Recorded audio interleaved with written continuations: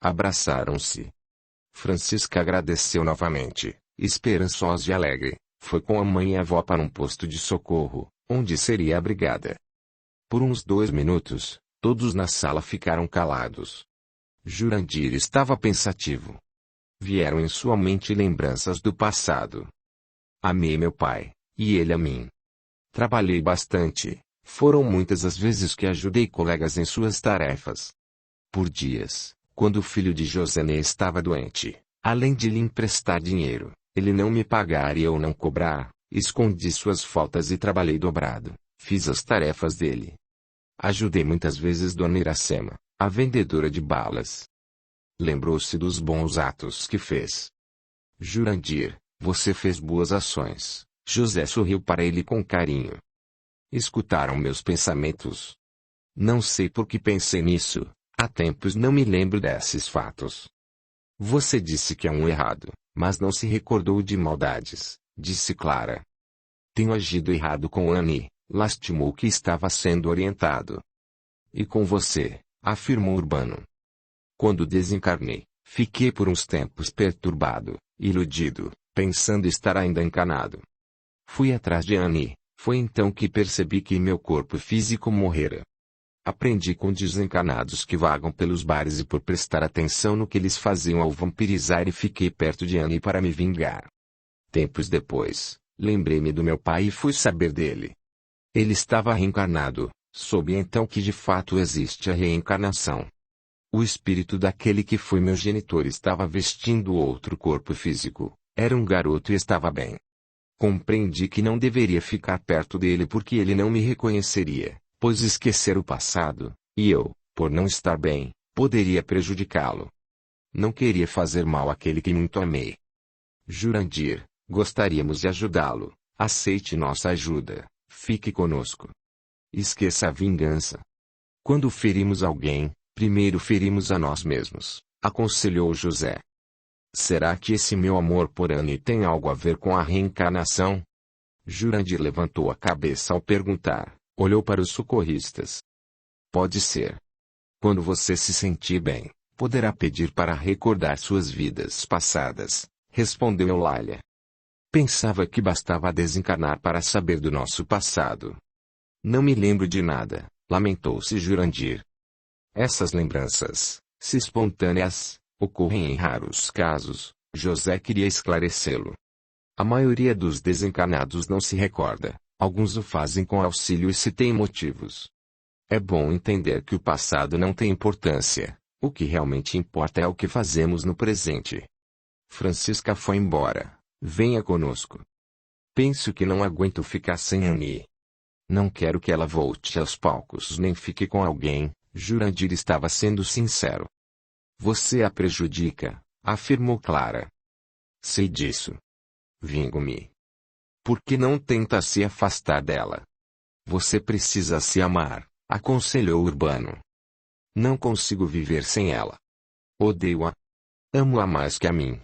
Estou pensando agora que concentrei todos os meus atos, nela. Anulei-me. Entendo que essa atitude não é certa. Mas é o que sinto. Se for embora, com certeza voltarei, Jurandir chorou. Você será ajudado, fará um tratamento, irá estudar, fará tarefas, terá pessoas para conversar, José o animou. Jurandir calou-se, ficou refletindo sobre o que escutou. Não sentirei mais dor? Quis saber. Você se tornará sadio, afirmou José. Ficarei preso. Não está sendo obrigado a ir conosco. É livre para aceitar e ficar, foi Urbano quem respondeu. Clara aproximou-se dele, pegou em sua mão, saíram da sala. Terceiro capítulo.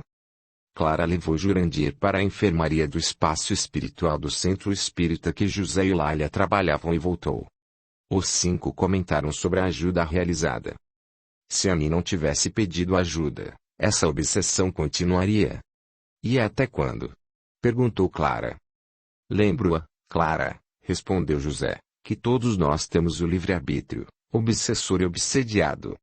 Se você analisar as atitudes dos envolvidos, entenderá que Annie estava fazendo um ato de caridade auxiliando a vizinha quando foi chamada para orar. Ela poderia ter recusado, mas aceitou, orou com humildade, pediu perdão e ajuda. Os obsessores estavam sofrendo, tentamos orientá-los. O socorro veio no momento propício. Se não tivesse ocorrido agora, não posso responder quando seria. Annie pediria ajuda em outra ocasião? Os dois se sentiriam vingados. Não tenho como saber. Iria depender da vontade deles, não é? Clara realmente queria entender. Nesta perseguição, sim, José continuou elucidando. O livre-arbítrio, que nos foi dado por Deus, é uma faculdade do espírito, estejamos encanados ou desencanados. Como a mãe e a avó de Francisca souberam e vieram para buscá-la. Clara, estando ali como estudante, queria mesmo aprender. Normalmente, José esclareceu, ao fazermos um trabalho como o que foi realizado, fazemos pesquisas. Esta não foi difícil. Fomos saber quem eram e o que haviam feito, embora com muitos baste observar para ler em suas auras quem realmente são e os atos que praticaram. As duas senhoras, mãe e avó de Francisca, há tempos estavam atentas a ela por amar e quererem que ela se modificasse. Visitavam-na sempre, porém Francisca não as via por vibrar diferente e também irritava pensar nelas para não sentir remorso. Nós as convidamos para vir aqui, esperávamos que Francisca, após conversar conosco, quisesse vê-las. Deu certo. Será que esses dois se converteram? Isto é, repeliram o mal que fizeram e estão dispostos a fazer o bem que não foi feito? Perguntou Huberto. Bastou somente essa conversa para mudá-los. Gostei de acompanhá-los nesta tarefa e por ter comprovado que mudamos quando queremos, independente de tempo, lugar e estado físico ou espiritual que estejamos. Sentimentos, de fato, nos acompanham, ou melhor, são nossos. Minha pergunta é: esses dois se converteram ou somente aceitaram interromper por algum tempo essa vingança? Deram um tempo e realmente desistiram? Meu caro Huberto, respondeu José, que bom se eu pudesse responder que os dois compreenderam. Nosso trabalho não termina aqui. Infelizmente, numa conversa assim ou quando incorporados, o tempo é muito pouco para que consigamos fazê-los compreender a necessidade de uma mudança, uma transformação ou uma conversão. Alguns entendem e querem parar de sofrer, desistem de continuar se vingando, outros continuam em dúvida, necessitando de mais orientações. Uns, infelizmente, no calor da conversa, querem mudar, mas, depois, repensam e voltam à sua vingança, que pode ou não ocorrer, porque muitas vezes é obsediado que muda e não aceita mais a perseguição. Basta um se melhorar para pôr fim neste círculo vingativo. Que amor doentio! Paixão! Exclamou Urbano. Como ainda não se praticam os ensinamentos de Jesus? Huberto suspirou. Como vimos, Jurandir não se amava, afirmou, e senti ser verdadeiro, que se odiava. Como pode alguém que se odeia amar alguém? Ele fez atos bons quando estava no plano físico, não fez maldades. Por que ele se odiava? Estava infeliz. Queria não ter amado tanto Annie. Amor não é o termo correto para definir o que ele sentia ou que ainda sente. O certo é a paixão. Sentia paixão por ela e se anulou por esse sentimento doentio, sentia-se infeliz e quis que ela fosse também. Se essa pessoa se amasse e seguisse os ensinamentos de Jesus, teria amado Annie com aquele amor que diz: não faça a outrem o que não quer que lhe façam. Huberto se calou, e Clara pediu: fale, Huberto, mais sobre esse assunto. Amor próprio não é errado, tanto é que Jesus recomendou que amássemos o próximo com o mesmo amor que dedicamos a nós mesmos. Quando isso não ocorre, há desequilíbrio e, para equilibrar, é quase sempre pelo sofrimento. O egoísta ama a si mesmo sem amar os outros. Não é certo ter amor próprio somente, excluindo o amor ao próximo. Devemos nos guiar no exemplo de Jesus, amar a todos e a tudo. Quando amamos a nós mesmos e amamos aos outros, temos uma atitude doadora, doamos de nós mesmos. Quando doamos amor, mais este sentimento se torna intenso e farto. Escutando os dois nessa interessante conversação, concluí que somente nós podemos destruir nossa felicidade. Annie agiu errado e colheu os frutos de sua atitude equivocada. Jurandir não deveria ter colocado em outra pessoa, em algo externo, sua felicidade. Deveria, sim, ter se esforçado para se equilibrar, mesmo sofrendo pelo desprezo de Annie. Devia ter reagido, procurado outro emprego, cuidado de sua saúde. Como não se esforçou, colheu a dor pelo descuido de si mesmo. Depois, desencanado, em vez de pensar em se melhorar, se anulou novamente para se vingar e continuou sofrendo. Os envolvidos nesta obsessão procuraram destruir a própria paz e, consequentemente, sua felicidade. Assim, somente nós podemos destruir nossa paz. Se não quero ser infeliz, ninguém é capaz de me fazer infeliz. Para mim, felicidade é a paz que sinto, é algo interno e não externo. Penso que, ao nos espiritualizarmos, seremos sempre felizes. José, pediu Clara, você pode me explicar o que de fato aconteceu quando Annie orou no altar a Nossa Senhora pedindo ajuda? Clara, José atendeu a aprendiz, Maria, mãe de Jesus, é um espírito de grande sabedoria e bondade. Como em quase toda a terra, nossa morada, a pedidos de ajuda feitos a ela, foram organizadas legiões, isto é, muitos grupos por todo o globo terrestre para atenderem seu nome. Daí a expressão Legião de Maria. Um espírito que quer fazer o bem faz e não importa a quem e em nome de quem. Porém a obra, o ato caridoso, é dele, de quem fez. O que ocorreu com Annie acontece em muitos lugares. O pedido é feito a Maria. Às vezes desencanados trabalhadores atendem na hora, outras vezes os pedidos são anotados, levados ao departamento próprio, analisados e encaminhados a equipes para realizar essas ajudas. São de fato inúmeros grupos de trabalhadores que agem fazendo o bem e que atendem em nome de Nossa Senhora, ou seja, Maria, Mãe de Jesus. Sempre ouvi falar que Nossa Senhora socorre muitos suicidas. Sim, são muitos os trabalhadores que socorrem em nome dela os imprudentes que mataram suas vestimentas físicas, respondeu José. Maria atende ela mesma a alguns aflitos. Clara queria mesmo entender. A notícia que temos é de que Maria reside em planos superiores e trabalha muito. Com certeza ela atende alguns pedidos, porém coordenar todo esse trabalho é o seu objetivo, José esclareceu.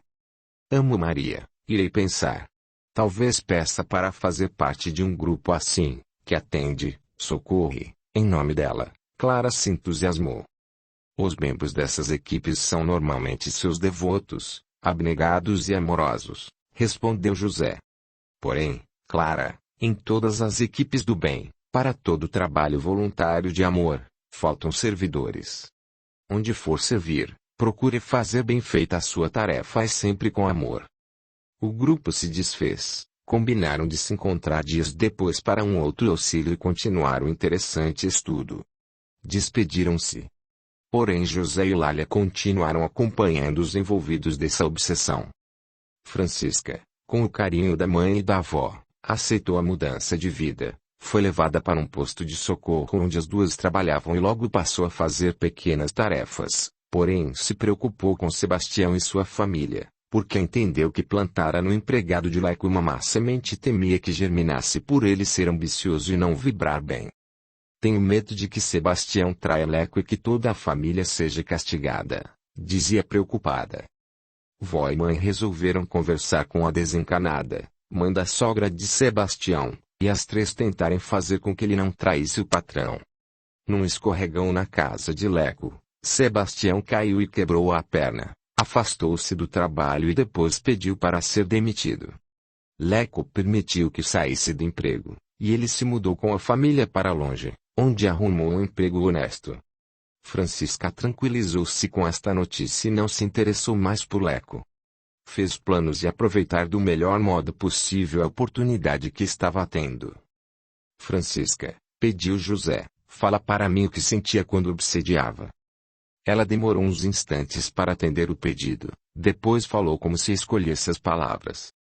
Foi um período em que me sentia muito infeliz e tinha as necessidades de encanada.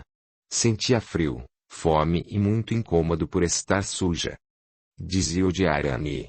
De fato não gostava dela, mas não a ponto de maltratá-la. O que fiz a ela foi para ajudar Judy. Quanto a Leco, o odiava e amava. Sabia, antes de me envolver com ele, que era egoísta, interesseiro, mau caráter. Iludi-me que comigo ele agiria diferente. Dizia querer me vingar, mas o que fazia era separá-lo de seus envolvimentos. Isto era fácil. Leco não se interessava de verdade por ninguém. Dizia que não queria que desencarnasse porque sabia que ele, ao fazer a mudança de plano, iria se enturmar com afins, com trevosos. Não queria que fosse preso, porque sabia que iria sofrer na prisão. O fato é que o amei e sentia ciúmes. O Senhor me perguntou o que sentia. Agora respondo com sinceridade. Sofria muito.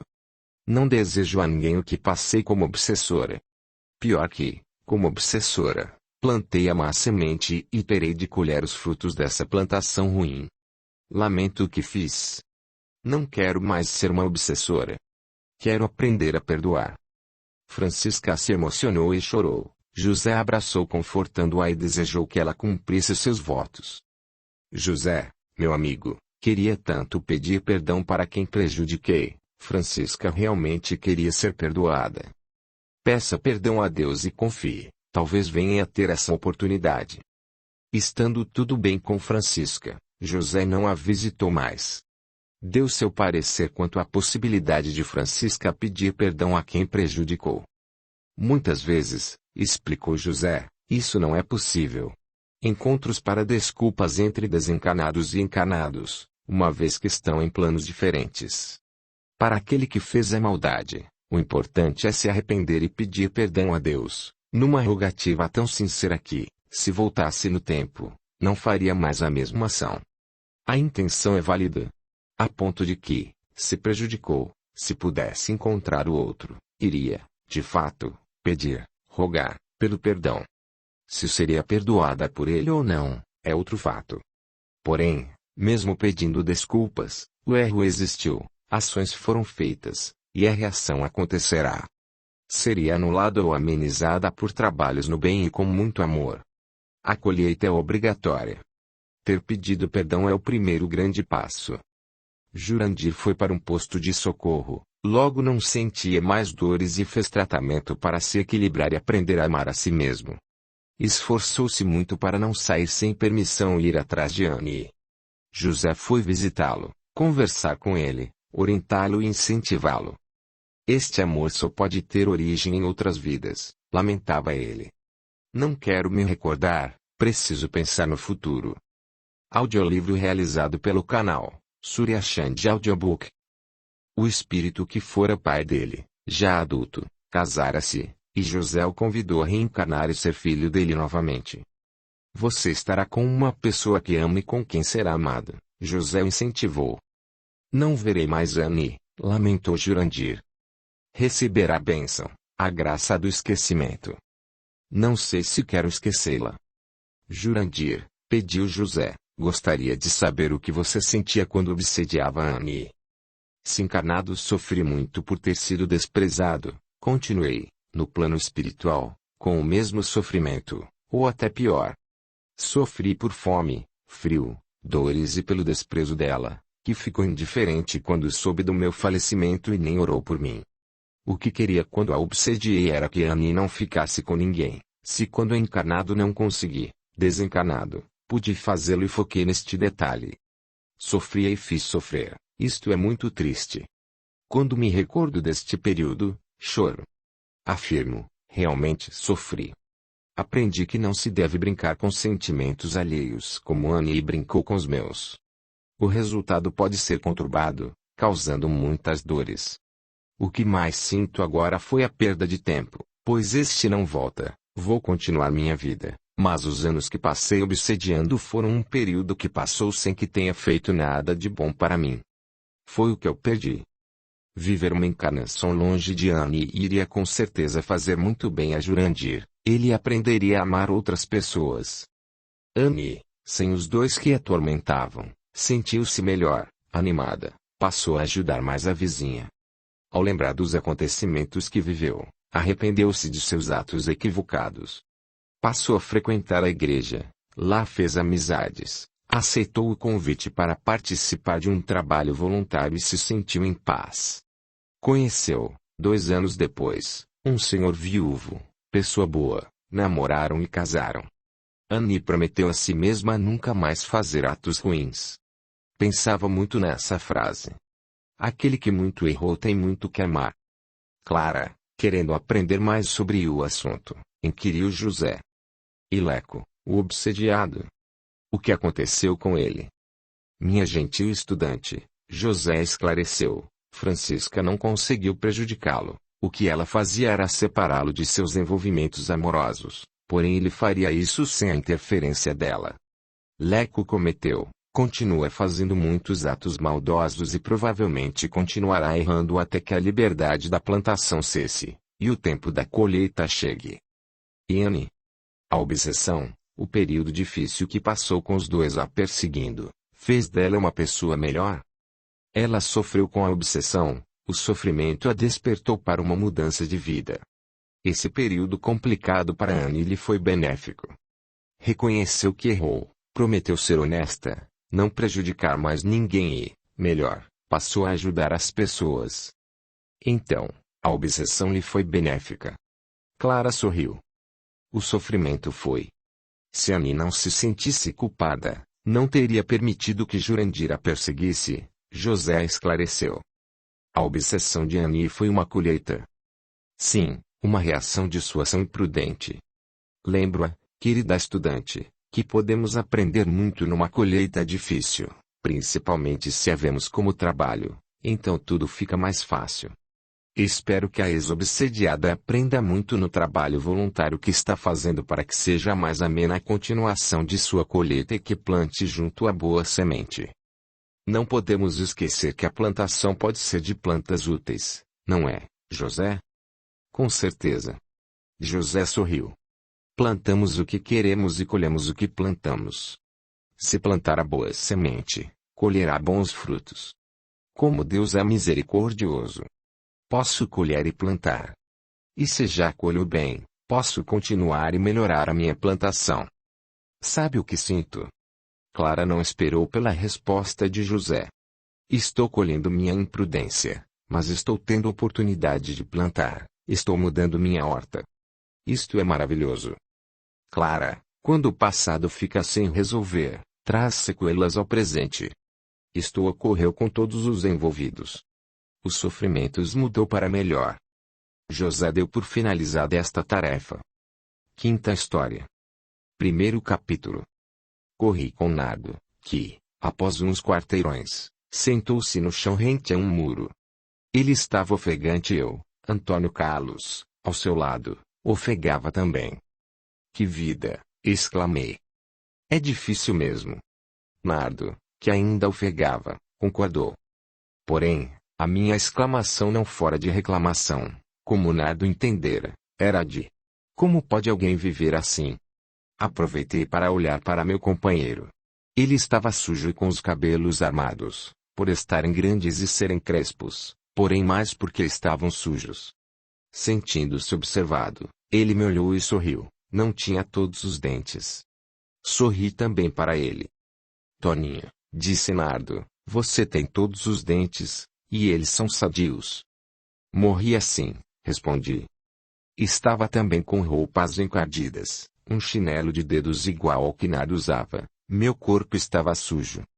Não me sentia incomodado por estar daquele modo, mas sim pelos chinelos. Nunca, até então, usara chinelo daquele modelo, nem quando encarnado, eles não existiam. Depois que desencarnei e vim para a colônia, foi-me dado uma roupa. Camisa branca de mangas curtas, calça clara e um sapato confortável, nunca mais troquei de roupa. Primeiro porque, realmente, nem quando encarnado, preocupava-me com roupas. Segundo porque me senti confortável e, como não me sujo, se isto ocorre, aprendi a me limpar e a roupa também, por não sentir necessidade, nunca mais mudei. No plano espiritual, se o desencarnado tem interesse em roupas, trocas, isto se dá nas colônias, postos de socorro e no umbral. Porém, A maioria dos desencarnados adaptados que trabalham muito não se preocupa com vestimentas. Desde que conheci José, o responsável pelo centro espírita em que trabalho, ele veste a mesma roupa. Meus cabelos também estavam sujos, espetados e, de brancos, estavam bege. Disse Nardo, tinha os dentes estragados quando vivo. Neste drama obsessivo, eu quis sentir o que de fato um obsessor sente. Embora, como já contei, tenha sido um obsessor muito tempo atrás, foi um caso diferente. Julgava que aquela pessoa, meu desafeto, me fizera cometer atos errados e que por isso havia sofrido, na desforra, o fiz errar para que sofresse. Com certeza não deu certo. Fui incentivado a fazer coisas, que tinha a certeza não serem corretas e, quando sofri, julguei erroneamente que agira errado porque fora obrigado. Esqueci-me que tinha o livre-arbítrio e a pessoa que culpara tinha seus motivos. Quando entendi que nossos atos nos pertencem, já tinha obsediado. Comigo, aquela época, foi diferente, não estava perturbado, sabia o que fazia, era sutil, foi uma obsessão inteligente e possível porque somente potenciei as tendências que essa pessoa tinha. Essa é a obsessão mais difícil de perceber e a que mais pesa no obsessor. Essa atitude equivocada. Quando as consequências para ele vieram, porque também tinha o livre-arbítrio, fez erros porque quis, ele sofreu, eu sofri e me arrependi. Mas com Nardo a obsessão era diferente, marcava aquele que odiava passo a passo. Sem planejamento, ele perseguia esse encarnado. Tive de correr, explicou Nardo, já menos ofegante, o diabo vai para a delegacia. Não gosto de ir lá. Vou lhe explicar o porquê, para você aprender. Preste atenção, Toninha. Nessa delegacia tem muitos mortos mal encarados. É perigoso. Como falei a Nardo que me chamava Antônio Carlos, ele passou a me chamar de Tonho ou Toninha. Era a primeira vez que isto ocorria, sempre fui chamado pelo meu nome composto. Ele não gostava de ir à delegacia, local de trabalho de seu desafeto. Há locais que encarnados frequentam que são prazerosos para uns e difíceis de estar para outros. Isto ocorre nos dois planos, físico e espiritual. Porém, são locais de trabalho para muitas pessoas. A delegacia que Nardo citou, não são todas iguais. Fui para ver, o movimento é diverso. Encontrei-me com um espírito morador de uma colônia, uma senhora bondosa que viera ver o filho preso. Também me encontrei com dois trabalhadores desencarnados, do bem, que se esforçavam, tentavam auxiliar os que ali estavam. O pouco tempo que estive ali, vi pessoas fazendo queixas, encarnados querendo soluções, aborrecidos com a demora, e trabalhadores ocupados com suas tarefas, mas Nardo tinha razão. Ali estavam desencarnados companheiros de arruaças de alguns detentos. Obsessores com raiva querendo que o detido que odiavam fosse tratado de forma rude, outros queriam tirar amigos de lá. Alguns desencarnados causam realmente medo. Nardo, com sua aparência, é difícil para mim usar um adjetivo para defini-lo, porque, durante o tempo que com ele passei, ficamos amigos, mas, com certeza, se um encarnado visse, levaria um susto e talvez sentisse medo. Quanto aos espíritos que Nardo dizia serem diabos ou medonhos, normalmente são do tipo que gosta mesmo de escandalizar. Muitos se vestem de modo exótico, outros usam adereços extravagantes, como chifres, rabos, dentes grandes, olhos esbugalhados, uns são peludos e, em vez de pés, usam cascos etc. Porém o que mais assombra é a fama de serem maus. Nardo correu e me fez correr. Isto como se fosse encarnado, corremos como se estivéssemos no plano físico.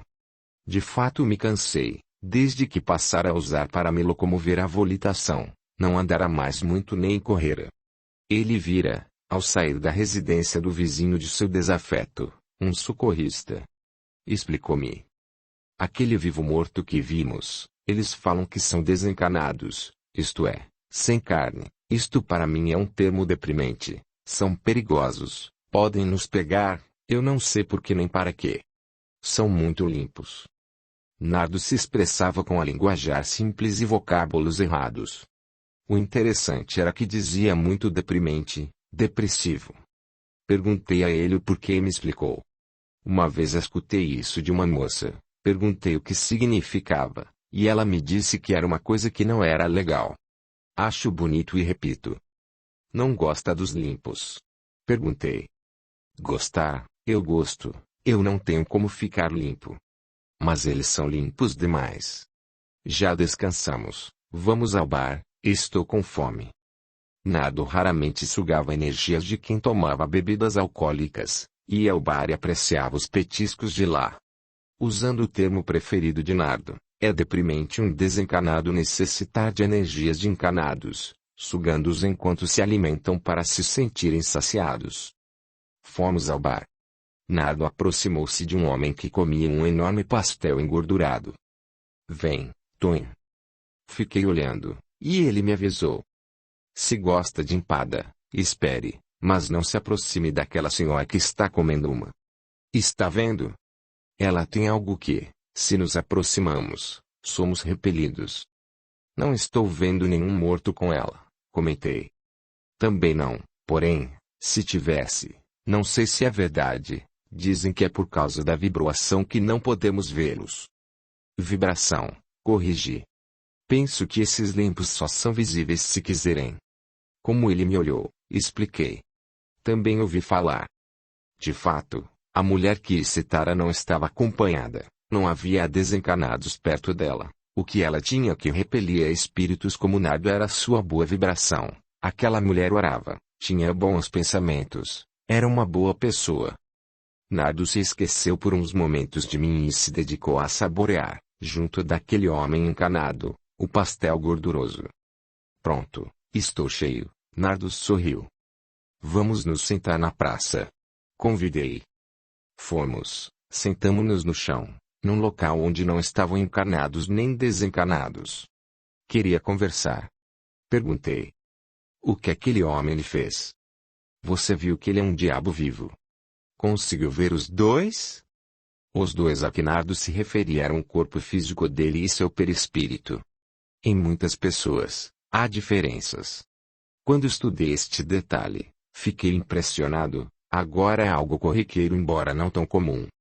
Por exemplo, vi uma senhora, corpo arquejado, envelhecido, porém seus olhos transmitiam a docilidade que tinha. Seu perispírito era bonito, harmonioso. Sabia-se perfeitamente, se visse somente seu perispírito, que era ela, mas eram diferentes.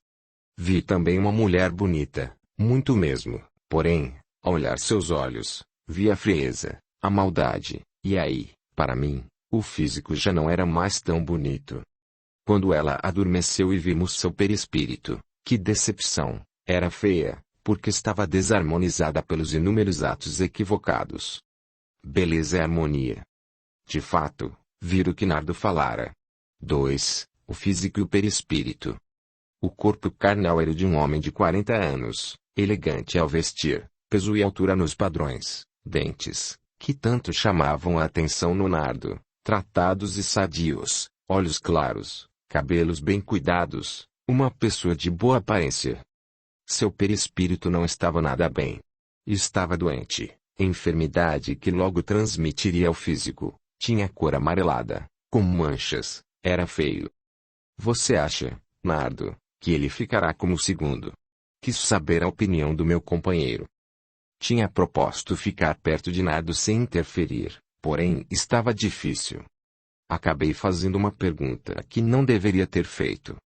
Não sei, mas, se ele ficar, vou rir muito.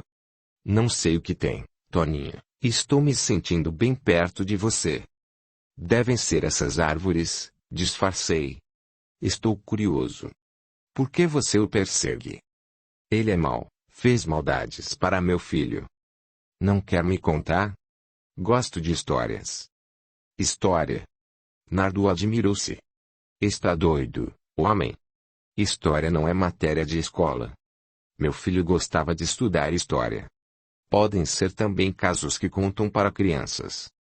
De fato, em matéria de escola, mas também podemos dizer que é o que acontece ou aconteceu com uma pessoa. Prometi a mim mesmo prestar mais atenção no que falaria a ele. Você quer que eu conte o que aconteceu? Sim, por favor. É estranho escutar por favor, não costumo falar nem escutar. Você não acha que o mundo está perdido? Acho, fui lacônico, com receio de falar algo que no momento não deveria. Tudo por sexo e dinheiro. Nardo exclamou sério. Luxúria e ganância. Isso são pecados, nomes difíceis para o sexo e dinheiro. Nardo continuou sério. Vou lhe explicar, preste atenção. Tantas maldades se faz por causa de sexo. Estupros, que são algo deprimente. São vinganças. Admira-se. Depois eu vou lhe contar que se pode, sim, fazer maldades envolvendo sexo por vingança. São traições. Eu traía minha mulher, mas minhas amantes queriam, e eu as pagava. Soube que grupos cruéis pegam moças e as fazem de escravas do sexo, etc. Pelo dinheiro, que é outro motivo para se fazer maldades, vendem-se drogas, matam, roubam, traem e por aí vai. Maldades e mais maldades. Nardo falava, explicava como se eu fosse um aluno, prestei atenção e concordei. De fato, luxúria e ganância são motivos para os piores erros e maldades. Ele se calou por um instante. Insisti. Conte para mim como viveu, ia dizer encarnado, mas não disse. Nasci, cresci, vivi na periferia, meus pais eram boas pessoas. Herdei de meu pai uma pequena oficina, um conserta-tudo. Desde mocinho trabalhei com papai, quando ele morreu, fiquei com a oficina para mim, minhas irmãs protestaram, brigamos, elas queriam herdar alguma coisa. Mas que coisa? O pequeno galpão era alugado, ali tinha somente umas ferramentas. Casei, minha mulher é trabalhadeira, empregada doméstica, depois passou a fazer o faxinas e as faz até hoje. Trabalho pesado. Tivemos 2 filhos. Bem, eu. Nardo parou de falar e eu incentivei. Conte, Nardo, parece tão interessante, não estamos fazendo nada. O tempo passa mais rápido quando estamos conversando. É verdade, vou ter de esperar ele voltar do trabalho. Eu não fui muito honesto, comprava peças roubadas, fazia bons negócios, as adquiria de ladrões e as revendia com lucro. Meus filhos viam isto. O mais velho ficou trabalhando comigo, o mais novo queria estudar. O fato é que até ia à escola, mas fazia pequenos furtos ou roubos. Não sei quando é um ou outro, para mim, é a mesma coisa. Tira-se do outro sem que este o queira.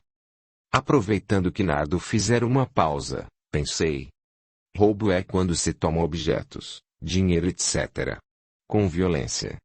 Furto é quando se subtrai sem violência. Dava conselhos, Nardo voltou a contar, para meus moleques. Repetia sempre cuidado, não exagerem, façam as coisas bem feitas, mas já viu, jovens são desobedientes. A mãe queria que eles fossem honestos. O mais novo foi pego 5 vezes, mas era menor de idade, não deu em nada. Ficou conhecido da polícia. Ele ia fazer 19 anos quando tudo aconteceu. Ele namorava uma garota, estava apaixonado, mas a moça não valia nada. O sexo entrando na confusão. Ela tinha 17 anos, mas desde os 13 se prostituía. A mãe, eu e até o irmão fomos contra este namoro, mas não adiantou. Ela prometeu, jurou para meu filho que com ele seria diferente, que o amava etc. Porém, numa tarde, ele a viu com outro, bateu nela, e a moça se vingou. Percebe, Toninho, que por sexo se vinga. O que ela fez? Foi à delegacia e disse que meu filho a estuprara e a machucara. Prenderam meu menino. Esse delegado diabo é muito maldoso, mandou prenderem-no, surrarem-no, o colocou numa cela e disse que era estuprador. Meu filho sofreu horrores. Nardo fez mais uma pausa e chorou. Senti o que ele sentia e chorei também. Ele estava perturbado, às vezes não entendia muito bem o que acontecia, porém, comigo perto, ele raciocinou melhor, mas isto fez entender o que acontecera e sofrer. Quando narrava, eu sentia que a dor dele era a de uma pessoa que ama outra. Sofreu muito quando ocorreu o episódio que contara e sofria ao se recordar. Tive vontade de confortá-lo com um abraço, mas não o fiz. Temi ser mal interpretado e estragar aquela convivência ajuda que pretendia lhe dar. Meu outro filho e eu fomos à delegacia, e escutei desse diabo. Há tempos queria colocar as mãos nesse ladrãozinho que até então era menor de idade, agora é maior de idade. Está tendo a lição que merece. O jeito foi pedir ao traficante do bairro, e para aqueles de quem comprava peças roubadas, ajuda. Eles pressionaram a moça, porque, conhecendo-a, sabiam que ela não fora estuprada. Ela então foi à delegacia e desmentiu. Meu outro filho foi atrás de um advogado, que cobrou todas as nossas economias, e ele foi solto. Estava muito machucado. Não vou escrever tudo o que Nardo contou, foi triste escutá-lo. Mas as desgraças não terminaram. Nardo contava, às vezes parava para chorar, as lágrimas limpavam seu rosto sujo, mas eram dolorosas. A mãe e eu tentamos ajudá-lo, cuidamos dele, seus ferimentos físicos sararam, o mesmo não se deu com os morais. Penso que ele ainda continuava apaixonado, mas a moça namorava outro, o traficante do pedaço. Meu menino tornou-se quieto, quase não conversava, não queria sair de casa temendo escutar gracinhas, gozações. Com certeza escutaria, porque tanto o irmão como eu escutamos. Um dia de manhã ouvi minha mulher gritar desesperada e corri até o quarto de meu filho, pois ela estava lá, e o vi enforcado. Meu filho pegara o lençol, trançara-o e o amarrara numa viga do telhado. O quarto não tinha forro, colocando a outra ponta no pescoço e pulando de uma cadeira. Meu menino estava morto. Que dor!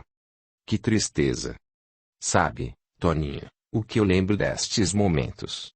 Nardo não esperou pela minha resposta. Nada ou quase nada. O outro, meu filho, foi quem cuidou de tudo. Minha mulher e eu ficamos olhando. No velório foram muitas pessoas. A moça tentou ir, foi barrada e ameaçada. Depois do enterro, voltamos os três arrasados para casa. Como foi doído, sofrido, ver meu caçula morto. Tentamos continuar trabalhando, vivendo. Uns 3 meses depois, esta moça, que havia se envolvido com o traficante, o traiu. Aí sim levou uma tremenda surra que a deixou manque com uma grande cicatriz no rosto. Ela recebeu sua lição. Mas o delegado? Senti ódio dele. Tinha fama de ser mau e de fato é. Morri. Escutei que batia as botas e que foi um derrame, AVC, ou algo assim, porque com pobres normalmente não se investiga muito a causa da morte. Melhor. Minha mulher percebeu que morrera pela manhã.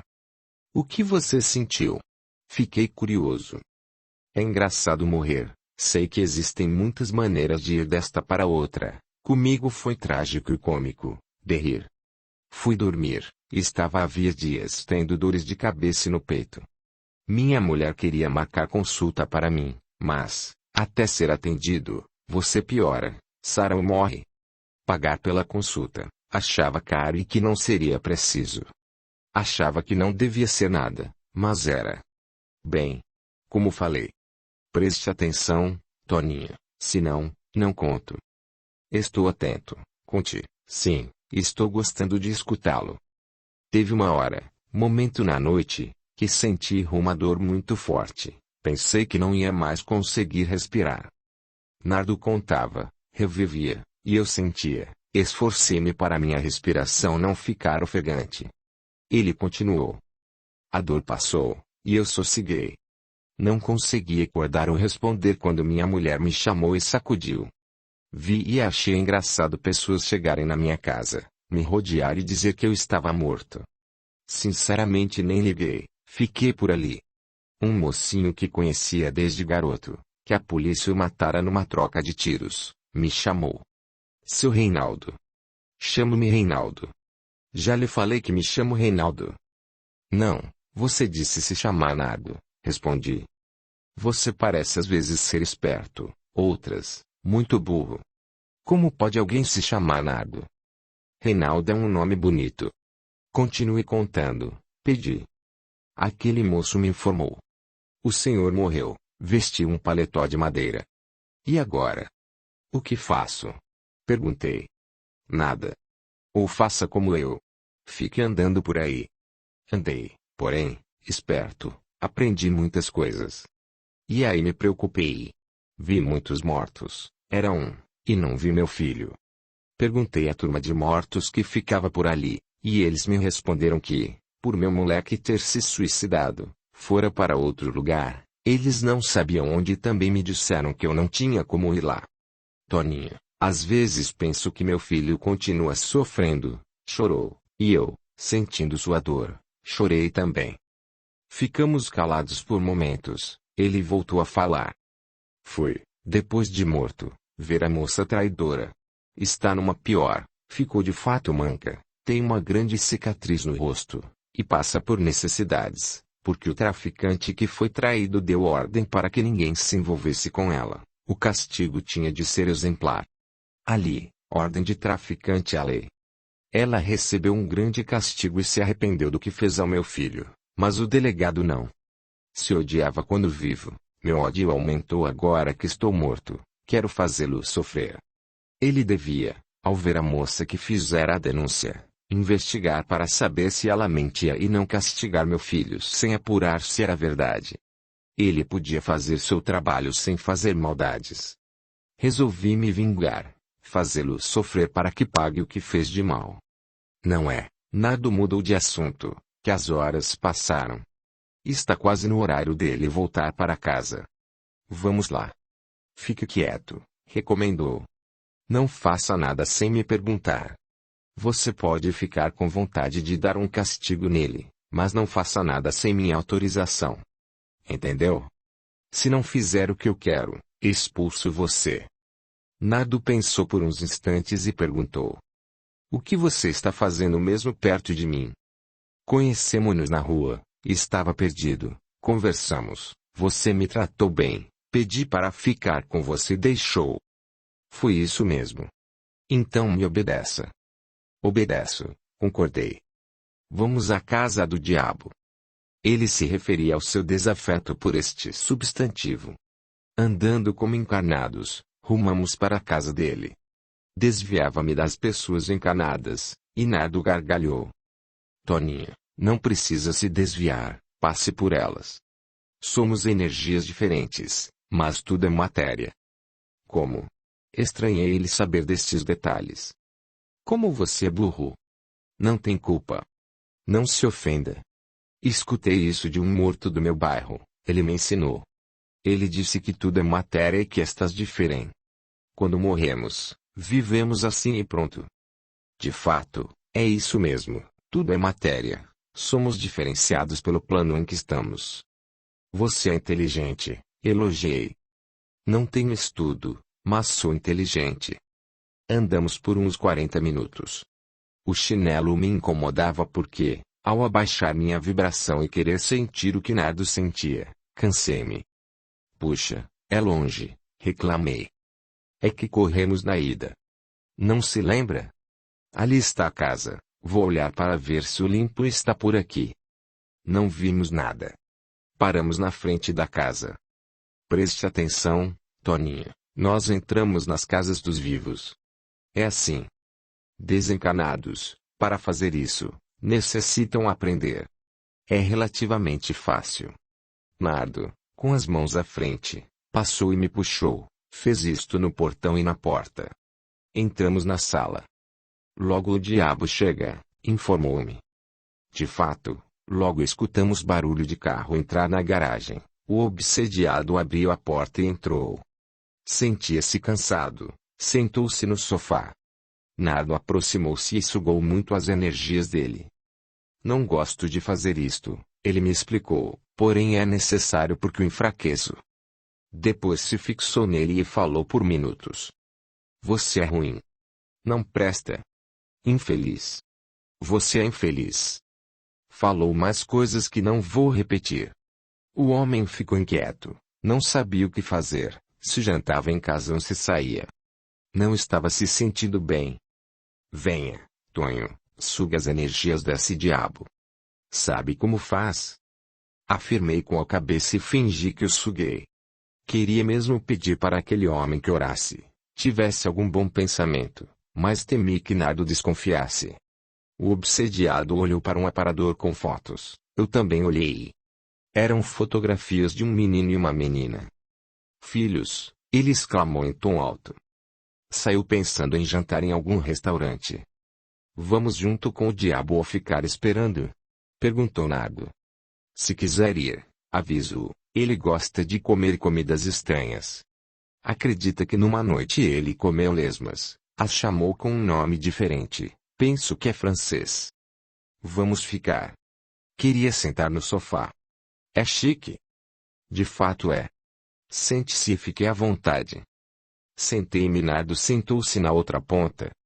Ele vai demorar para voltar? Perguntei. Não sei, às vezes demora, outras não. Ele tem uma namorada. Esta sujeira está me incomodando, queixei-me. Ainda não se acostumou? Audiolivro realizado pelo canal Surya Chand Audiobook. Com certeza eu nunca, que eu me lembre, havia ficado tão sujo, mas a sujeira era externa e não me incomodara até eu me fixar em Nardo e novamente sentir o que sentia. Ele se sentia sujo, estava realmente, mas o que incomodava era a sensação de estar interiormente sujo. Sei de um lugar onde se pode ir e tomar banho, se limpar, disse. Limpar mortos? Nardo admirou-se. Por que não? Não vimos os limpos. Vamos lá. Não estamos fazendo nada. Nardo ficou curioso, pensou e escutei. Esse Tonho é mesmo lelé. Coitado. Eu estou ajudando. De fato não estamos fazendo nada. Não custa tentar. Vou com ele, com certeza será engraçado. Vou protegê-lo. Está bem, Toninho. Vamos.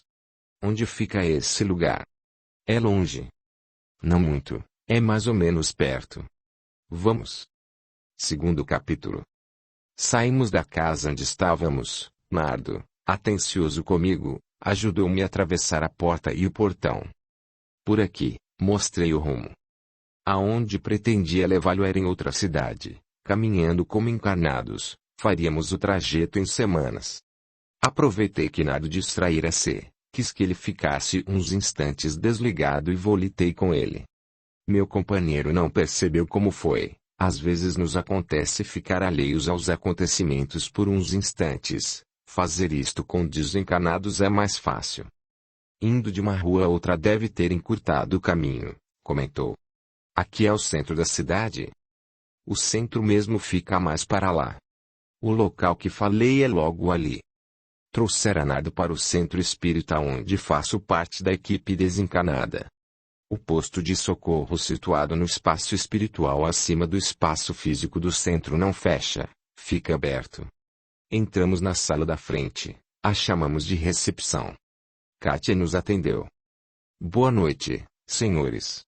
Do que precisam? Banho, respondi. Como?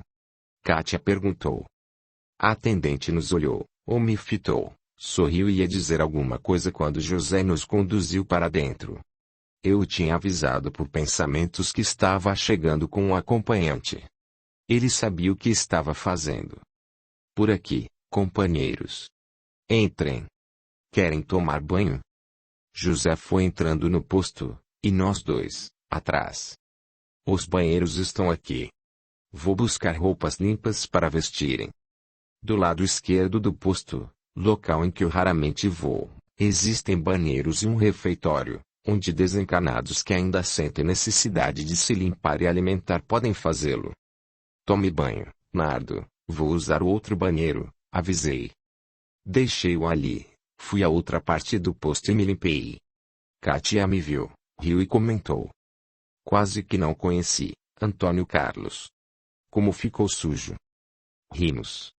Conversei com José, que pediu para um trabalhador auxiliar Nardo e o levar ao refeitório. Depois fui me encontrar com ele. Puxa, exclamamos nós dois juntos. Nardo estava limpo, com roupas confortáveis e limpas, cabelos curtos e barba feita. Seus cabelos estão brancos, Tonho. Estão limpos, respondi. Nossa, como você está bem. Sinto-me melhor. Estou comendo. Que gostoso. Estou comendo e não estou roubando de ninguém. Se quiser, eu peço para aquela mulher, e ela traz comida para você. Desencarnados que vagam e sentem fome agem, a maioria, como Nardo no bar, que sugou energias do encarnado que se alimentava do pastel para se sentir saciado. Em postos de socorro, colônias, até que os desencarnados aprendam a se nutrir de outras fontes energéticas, alimentam-se não sugando outros, mas de alimentos que usamos no plano espiritual. De fato, depois de sugar, roubar, como ele se referiu, ou vampirizar encarnados, se servir de alimentos e fazer uma refeição como no plano físico é muito prazeroso. Já comi. Que lugar gostoso. Bom, não é? Quis saber o que ele estava achando do local. Limpo, respondeu Nardo com uma colherada de alimento na boca. Os alimentos que são servidos no nosso posto de socorro, assim como em muitos, mas não em todos, são trazidos de colônias, são matéria, porém diferente da alimentação dos encarnados. Trabalhadores, normalmente aprendizes que estão começando a ser úteis, preparam esses alimentos, porém, com muito menos trabalho do que os alimentos feitos no plano físico. Nardo terminou sua refeição. Será, Nardo, que aqui eles não lhe dariam notícias de seu filho morto? Será? Não vi meu menino em lugar nenhum. Quem se suicida não vai para o inferno. Inferno? Não fui para lá, exclamei. Nem eu. Até o Lau, um homem ruim, matou uma porção de gente, não foi? Eu vi no cemitério, o cara sofria muito. Um que ele matou fazia de cavalo, ficava montado nele e lhe batia com o chicote. Isso não é inferno. Ficar como nós não é estar no inferno. Penso que sim. Depois que vi neste lugar esses que são também mortos e vivem diferente, penso que podemos ser como eles. Nossa, Toninho. O que aconteceu com você? Penso que melhorei ao ficar limpo. Você acha mesmo que eles podem saber de meu filho? Que saudades. Nardo começou a chorar. Levantei e peguei um guardanapo para ele. Enxugue o rosto para não se sujar, pedi. Vou chorar naquele canto para ninguém ver. Por quê? Homem não chora. Levantamo-nos, fomos ao canto do salão e nos sentamos. Olhei Nardo, ele sentia saudades do filho e temor de que ele pudesse estar sofrendo no fogo do inferno. Na mesma sintonia, chorei também. Você também sofre, não é, Toninho? Não me contou por quê. José me salvara, não iria mentir, mas não queria falar o porquê de minhas lágrimas. José, disse, meu companheiro. Nardo me chutou, pôs a mão na boca e falou em tom baixo. Senhor José, olhe o respeito, ele deve ser o chefe por aqui. Olhei para Nardo, concordei, depois olhei para José, que segurava o riso, e voltei a falar. Senhor José, meu amigo, este aqui tem um filho que morreu, ele não sabe dele. Deixe que eu falo, Nardo me interrompeu. Meu filho, senhor, se suicidou. O moleque sofreu por vários motivos, a pior foi uma vingança sexual. O que aconteceu é conversa para muitas horas. Uma das pessoas que o prejudicou, a vida ou um homem poderoso, o traficante chefão do pedaço, a castigou. O outro, eu estou tentando castigar. Não falei que era prosa para horas. O fato é que o coitadinho se matou. Nardo chorou de novo, e eu não consegui, por estar sentindo suas emoções, ficar somente o escutando, chorei também. Bem, José estava pensando no que ia falar. Vou anotar os dados de seu filho. Como ele se chama? Quando ele desencanou, morreu? Com que idade? Como foi sua morte? Está vendo, Nardo? O homem vai nos ajudar, falei. Senhor José, Tonho, não se esqueça. Senhor, se me ajudar, vou agradecê-lo todos os dias de minha vida ou morte. Uma vez só é o bastante, José sorriu. Agora vou levá-los aos quartos onde poderão descansar. Acompanhem-me, por favor. Atravessamos o refeitório, subimos escadas e entramos nos dormitórios. Nessa parte do posto estão quartos individuais, salas ou cantinhos de alguns trabalhadores e uns poucos aposentos para eventualidades. Nardo era uma. Aqui ficará hospedado, Nardo, informou José. Descanse, iremos saber de seu filho para você. Agora vou levar Antônio Carlos para outro quarto. Boa noite. Senti Nardo contente por estar limpo, saciado, sem ter vampirizado e por poder descansar no leito limpo e confortável. Saímos do quarto, José e eu, porém eu fiquei observando através da porta fechada. Nardo olhou tudo, depois apagou a luz e se acomodou na cama. Quis que ele dormisse e o fiz adormecer. Ele dormiu tranquilo. Sinto-me agora aliviado, informei a José. Com ele dormindo, não estou mais sentindo suas sensações. Vou deixá-lo adormecido para que não saia daqui. Eu acordarei quando tiver feito o que penso fazer. Vai atrás do filho dele? Sim. Vou pedir para Eulália ir comigo. Eulália escutou meu pedido e disse sorrindo. Algumas vezes fui ao vale onde se agrupam esses imprudentes, por mais que eu me esforce, volto entristecida. Você tem ido lá? Raramente, fui mais na época em que eu estudei o plano espiritual, depois optei por fazer outras atividades. Vou com você, pedirei para nos acompanhar em Fátima e César. Organizarei tudo para me ausentar, iremos em 30 minutos. José nos desejou êxito e partimos. Voltamos até um posto de socorro localizado numa das entradas do vale que fica no umbral do plano espiritual da cidade em que Nardo e família residiam. Como havíamos informado que iríamos, o portão foi aberto assim que chegamos. Fomos recebidos por Octávio, um amoroso trabalhador que há anos era responsável por aquele abrigo de amor. Expliquei, resumindo, o porquê de estarmos ali. Dei-lhe os dados do filho do Nardo. Infelizmente ele não está no posto, informou Octávio. Vou olhar no gráfico para tentar localizá-lo e pedir auxílio para os socorristas que estão no vale. Vocês aqui no posto estão tendo muito trabalho? Perguntou Eulália. Sim, muito. Estou sempre pedindo trabalhadores para nos ajudar. Infelizmente, o número de pessoas que desistem da vida física é grande. O vale está lotado de sofredores, assim como nosso posto e outros, além dos hospitais que os atendem nas colônias. Percebendo que estávamos ali por um motivo, Octávio nos levou a uma sala com modernos computadores, alguns conhecidos dos encarnados e outros ainda não. Digitou as informações que eu lhe dei e aguardamos por uns 30 segundos. Apareceu na tela um socorrista. Nós o cumprimentamos. Estou, Octávio, na zona 8, quadra 7. Essa pessoa que procura está aqui, o socorrista nos deu informação. O vale, para melhor os socorristas trabalharem, é dividido por setores, zonas, isto somente no gráfico. O vale é um espaço enorme. Normalmente um trabalhador faz sua tarefa no setor. Quando há um socorro maior, muitos tarefeiros vão a locais determinados. São muitos os vales existentes no plano espiritual do Brasil, no mundo, e os tamanhos diferem. Este desencarnado está em condições de receber socorro. Octávio quis saber. Não. Está confuso e não se arrependeu. Estou com amigos que querem resgatá-lo. Vou com eles até aí, informou o dirigente do posto. Desligou o aparelho e nos esclareceu. No vale, costumamos ir andando e, para irmos ao setor em que esse moço está, é uma caminhada de uns 40 minutos. Vamos vibrar do melhor modo possível para não sermos vistos. O que Octávio nos recomendou era para aqueles que vão ao vale por um determinado motivo.